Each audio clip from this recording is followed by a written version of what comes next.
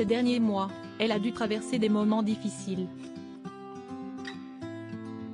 À 23 ans, Aëlle Pagny, la fille cadette du chanteur Florent Pagny, ne gardera pas un très bon souvenir de l'année 2022. En janvier, son père annonçait être atteint d'un cancer des poumons, pour lequel il a subi divers traitements pendant plusieurs mois.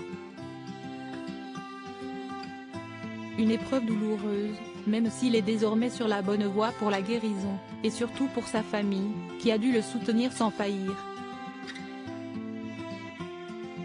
Ce qui explique sans doute pourquoi la jeune Aëlle a décidé de relâcher un peu la pression ces derniers jours et de s'offrir quelques heures sur une magnifique plage entre copines.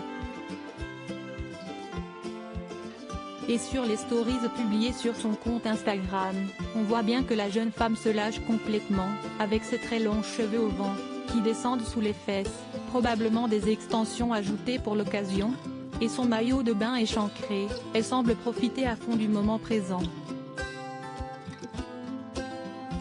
Filmant des surfeurs, elle n'a pas précisé si elle s'est elle-même saisie de sa planche ensuite pour faire quelques glissades sur l'eau, ou si elle a simplement profité du spectacle, mais on imagine que cela a dû la tenter.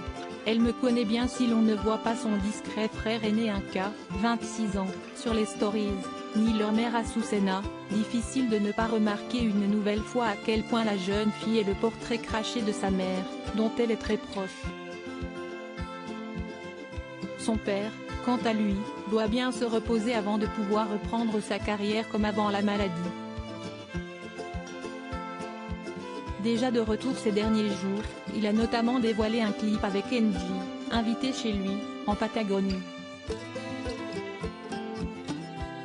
Très fier de sa progéniture, mais notamment de sa fille dont il publie parfois les photos, il avait évoqué en mai dernier leur relation privilégiée. Elle me connaît bien, même si Aëlle est assez pudique, introvertie. Elle a parfois un peu de mal à me faire sortir de ma zone de confort, avait-il raconté, avant de décrire la façon dont toute sa famille avait géré le cancer. On relativise tout ça en famille.